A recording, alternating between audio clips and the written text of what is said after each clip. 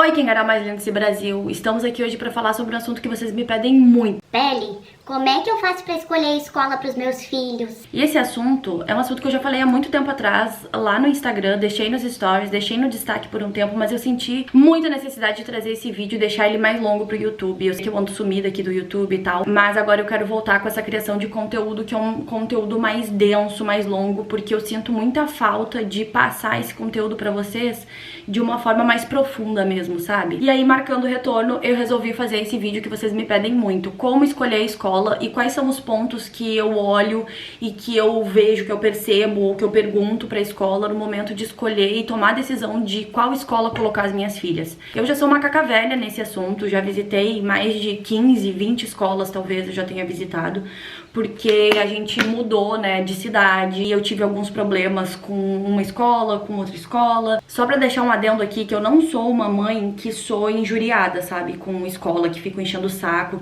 Se cria vergonha na sua cara e vai se procurar trabalhar. Fico tipo, ai meu Deus do céu, tem que ser tudo perfeito, maravilhoso. Não, a gente precisa ser realista. Primeiro, que nem todo mundo tem a possibilidade de colocar o filho numa escola particular. Segundo, porque nem todo mundo que vai pagar uma escola particular pode pagar uma escola particular de 3, 4 mil reais. Então a gente precisa trazer pra nossa realidade o que cabe, o que não cabe, o que vai ser imprescindível de eu notar numa escola e de eu tentar eliminar, né, do que eu tô escolhendo ali. O que é possível dentro daquilo que eu posso. Ai, Belle, mas meu filho estuda em escola pública, eu não tenho como escolher muita coisa. Então tá? Então tá bom. Então tá bom. Nesse vídeo eu não vou trazer só pontos pra te escolher a escolinha pro teu filho, mas também pra te ficar em estado de alerta pra saber se essa escola tá fazendo bem, não tá fazendo bem, se tá sendo legal ou não com a criança. Toda vez que eu vou fazer visitação numa escola, eu deixo eles ficarem livres, irem me mostrando o que eles querem me mostrar. E aí no meio do percurso eu vou fazendo algumas perguntas. O pulo do gato é o quê? A gente não fazer as perguntas de forma tão direta, sabe? Demonstrando aquilo que eu gosto ou que eu não gosto. Tipo assim, quando as meninas eram menorzinhas, eu era bem noiada, a gente pode dizer, com essa questão da televisão. Eu não queria que as meninas ficassem o dia inteiro na frente da televisão. E se eu que ficava em casa com elas o dia inteiro, inventava brincadeira e coisa pra fazer, por que na escolinha que tem tantos recursos e tantas outras coisas a serem feitas, coisas pra brincar, espaço, enfim, e pessoas pra cuidar, por que as meninas ficariam o dia todo na frente da TV? Eu já tive uma experiência de uma escolinha em que a Lelê passava grande parte do dia dela, que era no berçário, ela era bebê, tinha meses, que foi a época que eu fazia faculdade. E eu não tinha com quem deixar a Lelê, eu precisava deixar ela nesse berçário. E ela passava o dia inteiro com a televisão ligada. Na época era uma coisa que eu me importava? Era. Mas eu podia trocar de escola? Não. Mas depois, com o tempo que eu pude trocar de escola, pude pesquisar outras escolas, eu fui tendo essa consciência de escolher, de saber o que escolher, de saber o que perguntar e como perguntar também, porque isso é o mais importante. Gente, escola é comércio, principalmente colégio particular. Eles vão querer te vender. E aí é óbvio que eles vão usar técnicas ali de persuasão, de ler mais ou menos o que tu gosta, de tentar perceber o que tu gosta, o que tu não gosta e tentar falar coisas que vão te agradar e que tu vai fechar e que tu vai matricular o teu filho naquela escola. Então eles vão tentando captar muito no que tu vai falando, no jeito que tu tá se comunicando, as coisas que tu pergunta, e vão tentar direcionar para aquilo que tu quer ouvir. Então, por exemplo, ao invés de perguntar assim, tem televisão, vocês deixam as crianças o dia inteiro na frente da TV? Provavelmente, essa pessoa que tá me apresentando a escola, ela já vai ficar tipo, ela não quer deixar a filha dela na frente da TV o dia todo. Então, ela já vai achar uma forma, né, de falar de uma forma diferente ali. Não, a gente não fica o dia todo na TV, não deixa as crianças ficarem o dia todo na TV. Elas ficam só no horário X, Y, Z. Ao invés de perguntar de forma tão direta, vocês deixam a criança o dia todo na televisão? O que eu faço? Eu pergunto, o que vocês fazem com as crianças nesses momentos de transição, em que as crianças não estão fazendo nem atividade? Principalmente para aquelas crianças que ficam em turno integral, naqueles momentos que a criança não tá fazendo nada, tá entediada, não tem atividade, não tem aula, não tá fazendo nada. O que é oferecido para essa criança como forma ali de distração? E aí, se eles falam, a gente coloca eles na frente da TV, eu já fico meio... Vamos pros próximos pontos. Lembrando que não é só um ponto que a gente vai observar, tá? É o conjunto da obra. E tem coisas que a gente vai ter que abrir mão mão e que vai ter que falar assim, ok, eu não gosto tanto disso, mas eu vou ir nessa escola porque é o que me oferece a maior quantidade de coisas que eu tô de acordo. Ah, a parada do cantinho do pensamento, que é o castigo mascarado, né? Ao invés de perguntar, vocês usam o cantinho do pensamento? Tem castigo? Eu sempre pergunto, o que vocês fazem com o mau comportamento das crianças, quando as crianças apresentam um comportamento que não é tão legal? Eu vou ter que fechar essa janela aqui. O que acontece? Eu já perguntei diretamente se eles usavam cadeirinha do pensamento. Eles falaram pra mim assim, não, a gente não usa cadeirinha do pensamento. Quando a criança, ela não se comporta de uma forma muito legal, faz bobeira. Que também é um ponto de atenção, a criança faz bobeira. Já fico meio assim, como assim a criança faz bobeira? Esse ser humano imaturo, que não tem consciência das suas ações. Já aconteceu deles me falarem, não, a gente não tem cadeirinha do pensamento. E aí a Helena me relatar em casa que ela fez bobeira nessas palavras, bobeira, na mesma palavra que a coordenadora, a diretora lá tava me mostrando da escola na época, tinha falado pra mim na hora da visitação, que ela ficou no canto na parede pensando.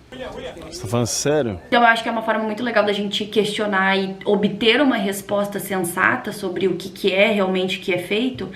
O que vocês fazem com o mau comportamento quando a criança não se comporta. Outra parte muito importante é o desfraude. A gente pergunta assim, o desfraude é coletivo? Provavelmente eles vão falar assim, vão pensar, não, não, é individual, é pensado em cada criança. Porque já te leu. Entendeu? Já leu ali o que tu queria, o que tu não queria. Tu perguntou, tu sabe o que é desfraude coletivo, então provavelmente tu não curte muito. Então, ao invés disso, eu pergunto, qual é a forma que vocês guiam o desfraude das crianças? Porque se a pessoa vem falando assim, a gente faz o desfraude, aí tem que mandar mais muda de roupa, umas mudinha de roupa extra, quando a gente tá desfraudando a turminha. Falou da turminha, ponto de atenção. Porque a gente sabe que o desfraude, ele não é pra ser feito em conjunto. E cada criança vai ter um tempo de desfraude. Lê, por exemplo, desfraudou completamente com 5 anos de idade. Não é um tempo que as pessoas estão acostumadas a uma criança ainda usar fralda. E a Lívia desfraudou com 3. Então, assim, como é que a gente vai fazer um desfraude da turminha inteira se tem ciclano, fulano que estão desfraudando, mas o resto da turma, de repente, não tá preparado? Ou que tem uma criança ali que não tá preparada ainda pra fazer esse desfraude, aí vai fazer um desfraude forçado ali no medo, porque se mijou, se cagou. E aí, se essa criança vai ser reprimida dentro da escola? Ficar putas, né? Ai, fulano tá mijando na fralda, na roupa. Fez xixi de novo na roupa. Então, assim, se falar em desfraude coletivo, eu já ficaria aí com sinal de alerta. Porque a gente sabe que o desfraude, ele é individual de cada criança. E a criança, ela precisa ter o tempo e a maturidade, não só neurológica, como de esfíncter também, pra ter controle das necessidades, pra saber controlar ali o esfíncter e quando que vai segurar o xixi, quando que vai segurar o cocô. Então não depende de fazer um desfraude de uma turminha ou colocar um cartaz lá, quem já desfraudou e quem vai desfraudar ainda. Não. Outro ponto são os materiais didáticos ou a tarefa pra casa. Materiais didáticos que tu compra, sabe? Prontos, que são cadernos, livros, assim. Vou falar pra vocês, eu não acho que seja legal fazer uso de material didático, assim, principalmente em educação infantil. Por que eu não acho legal? Eu acho desnecessário. Nessa faixa etária de educação infantil, eles têm que estar caçando tatu e brincando lá fora, na grama. Mas, por exemplo, as meninas já estudaram em escola que fazem uso de material didático. A escola das meninas que elas estão agora, inclusive, tem material didático. Assim, eu achei bacana porque é usado lúdico junto. Então, os materiais, né, não é só usar o livro e a criança ficar lá sentadinha na frente fazendo atividade em caderno e livro. Não, é usado a ludicidade. As crianças vão lá pra fora, vão pintar lá pra fora. Tem as atividades lá, que é tipo, mês passado veio uma atividade do livro que era conhecendo culturas, né, pelo Brasil, e era pra família fazer cuscuz junto, experimentar cuscuz junto. Eu achei sensacional, porque é pra faixa etária. É o que a criança deveria estar fazendo nessa faixa etária, que é explorar o mundo, viver. Então, assim, não acho muito legal o uso de material didático, mas dependendo da abordagem que é usado, do material, de como é usado esse material didático. A alimentação, essa aqui era uma preocupação muito grande minha, porque aconteceram alguns episódios que eu vou contar pra vocês em que foi me vendido uma coisa, né, e daí depois que eu fiz a matrícula eu vi que não era aquilo lá. Ficar atento ali no cardápio que é dado pra vocês. Eu sempre pedia pra ver o cardápio antes de matricular as meninas. Tem como vocês me dar uma amostra aí do cardápio de vocês?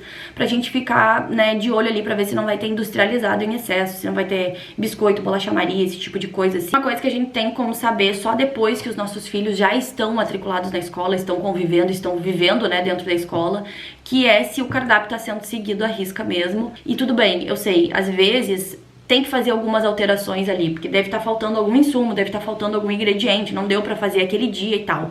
Mas, no geral, mais ou menos a escola tem que seguir o cardápio que ela se propôs ali e que ela tá mostrando pros pais. Então já aconteceu de não bater o que a Lelê falava pra mim, o que vinha no cardápio. Ai, Belle, mas aí tu confia numa criança de 3, 4 anos? Sim, confio. Pra chegar lá no momento que tava sendo o almoço, né? Então, eu quero entrar aqui rapidinho, quero ver o que eles estão comendo no almoço. Dizia no cardápio lá, suquinho de laranja, e aí o pessoal lá da cantina tava fazendo suco tangue pras crianças. Já aconteceu também em alguma escola que a Lelê pediu pra repetir e eles não deixaram ela repetir, e essa era uma reclamação recorrente dela. Então também foi aí um ponto que eu fiquei mais atenta. Pode repetir? Eles têm direito a repetir a refeição? Adaptação. Pra mim, acho que essa é uma das coisas quase que mais importantes, inclusive foi um dos pontos principais que eu fiz escolher a escola das meninas, a atual escola das meninas, porque a adaptação ela é feita de uma forma muito gradual e de uma forma muito respeitosa e de uma forma muito acolhedora, como eu nunca tinha visto nenhuma outra escola fazer. Geralmente era aquela adaptação assim, e deixava lá a criança 1 hora na escola, deixava sozinha na escola. No próximo dia 2 horas, no próximo dia 3 horas, né?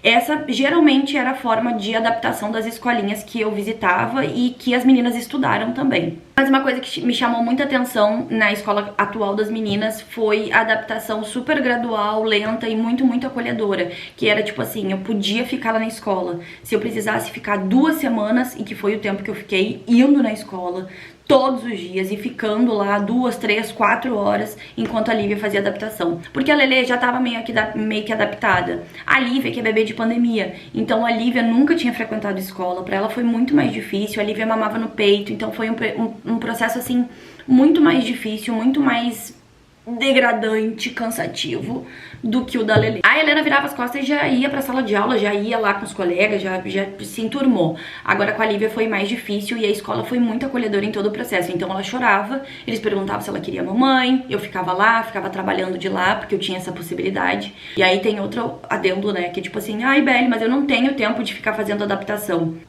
Beleza, tudo bem, não tem problema. Vai ter que fazer a adaptação do jeito normal mesmo, que é vai deixar lá 1 hora no dia, depois 2 horas. Lembra?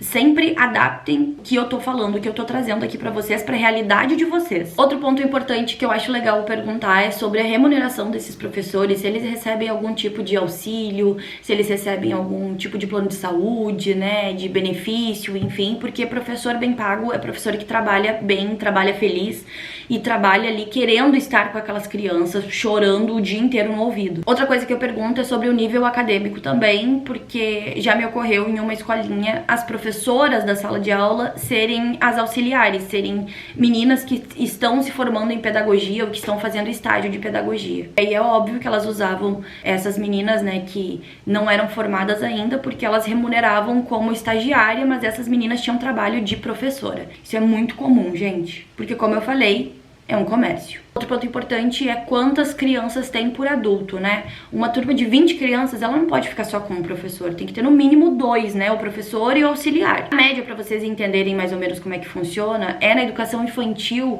de 6 a 8 crianças por adulto. Então, numa turminha com 15, 16 crianças, já tem que ter 2. Os pontos que eu vejo sempre, que daí, né, nem sempre eu pergunto, mas que são mais de observar, assim, é a questão de segurança. Se tem escada, se as crianças têm acesso a essa escada. Se tem escada, tem um portãozinho, como é que esse portão é? Ele é bem fechado, né? Ele é cadeado, ele é fechado na chave. Se crianças têm acesso ao portão principal da rua, se é um fácil acesso. Tem algum segurança na porta, porque a minha maior preocupação não é nem as crianças saírem da escola, é alguém mal intencionado entrar. Nossa, isso me dá muito medo. Outra questão de segurança que também é bem importante é qualquer pessoa pode buscar, né, os meus filhos sem a minha autorização. Uma coisa que eu admiro muito na escola atual das meninas é que ninguém consegue pegar as meninas sem eu ter feito uma ficha cadastral lá. Tipo assim, eu ligar e falar assim, oi, tudo bem? Pode deixar fulana pegar fulana hoje. Não pode. Tem que deixar numa ficha cadastral lá as pessoas que estão autorizadas a pegar as minhas filhas. Posso ligar do nada e avisar que outra pessoa vai pegar. Eles não deixam a criança sair. Inclusive, se eu não me engano, acho que já deu até uma treta com isso lá no portão da escola. Que foi uma avó pegar, que uma mãe não tinha registrado ela na ficha cadastral, mas assim, por ter esquecido provavelmente, não foi na maldade. Né, o que eu vendo de fora, eu acredito que seja. E essa avó não conseguiu pegar a criança e essa avó fez um barraco. Pontos de atenção, e eu acho que esse aqui são os principais depois que a criança já tá matriculada, que não é o ideal. O ideal é a gente ver o máximo de coisas que a gente consegue antes de matricular a criança, antes da criança começar a ir pra escola de fato, né? Eu posso frequentar a escola, eu posso entrar na escola, tipo assim, qualquer momento do dia eu cheguei lá e disse, tudo bem, eu quero ir lá na salinha da fulana. O que acontece? Teve uma escolinha que eu fui, e que depois, né, posteriormente eu fiquei sabendo que tinham coisas que não eram legais, a higiene, né, da escola, o ambiente em si não era muito higiênico, que rolava algumas coisas assim de violências veladas com as crianças, né, numa escolinha que eu fui, e que essa escola eu não podia chegar a qualquer momento e entrar lá. Eu precisava, tipo, avisar que eu tava indo, e se eu chegava lá e pedia pra entrar, eles fechavam o portão e pediam pra esperar lá fora, que eles já estavam trazendo a Lelê.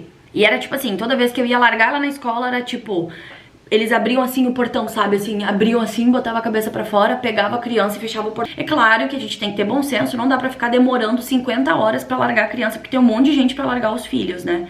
Mas a gente ter um pouquinho mais de liberdade, a gente perceber que a escola não fica com medo de abrir os portões pra te receber na hora que tu vai deixar a criança, sabe? Então esse ponto de atenção, ele é bem importante. Eu preciso largar, na hora que eu vou largar, ou que eu vou buscar meu filho, eles abrem só, botam o rosto ali pra fora e entregam a criança ou pegam a criança. Como assim? Eu não posso ver o que tem lá dentro? O que tá acontecendo que é tão misterioso assim? O comportamento da criança quando ela tá brincando de escolinha em casa, isso é muito importante. Mães brinquem de escolinha com os filhos e de preferência deixem que eles sejam os professores ao invés de vocês serem professoras. Isso é muito legal pra gente captar um monte de coisa que tá acontecendo, porque é incrível, eles reproduzem tudo. Tudo. E aí a gente tem que ter esse bom senso, né? Que a reprodução ela pode acontecer não só com o que a professora fala, mas com também outros funcionários, que ela observa que a professora está fazendo com outras crianças, ou de outras crianças mesmo, né, imitando o comportamento de outras crianças durante uma brincadeira deles na escola. Então a gente tem que ter esse bom senso. O que eu diria que é um sinal de alerta são comportamentos muito repetitivos, falas que são muito repetitivas, como por exemplo quando a Helena ficou meses repetindo a mesma coisa, que era: fiquem quietos, senão eu vou trancar vocês na sala do berçário. Isso é muito específico, é uma fala muito específica.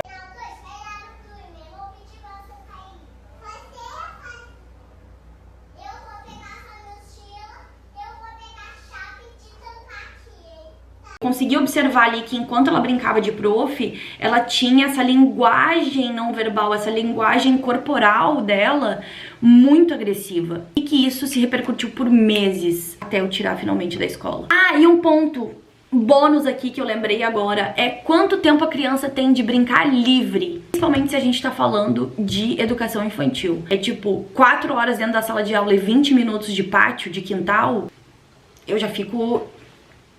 Porque nessa idade a criança tem que estar livre, não só sentada dentro de uma sala de aula. Só pra gente concluir e fechar esse vídeo aqui então, vão ter escolas que a gente vai acabar colocando sem gostar de uma questão ou de outra questão. O importante é a gente tentar eliminar o máximo de coisas possíveis que a gente não tá de acordo, porque senão a gente vai entrar em pé de guerra com essa escola. E não é o ideal. Se aquele lugar não é pra ti, se tu não é o público-alvo daquele lugar, então é melhor procurar um local que tu seja o público-alvo e que esteja mais adequado, né, mais uniforme ali com as tuas expectativas, com o lugar que o teu filho vai passar boa parte do tempo. Importante a gente ir colocando na balança e mexendo ali pra ver o que é muito importante pra mim e o que não importa tanto assim. O que nesse lugar é muito legal e o que nesse lugar aqui não é tão legal assim, mas é aceitável. Ou o que tem aqui que não é aceitável de jeito nenhum e já descartar. O que a gente não pode ser é radical e achar que a gente vai achar a escola perfeita. Depois de visitar mais de 15 escolas e da Helena ter estudado em 5 escolas diferentes, eu vou falar pra vocês, vocês não vão achar a escola perfeita.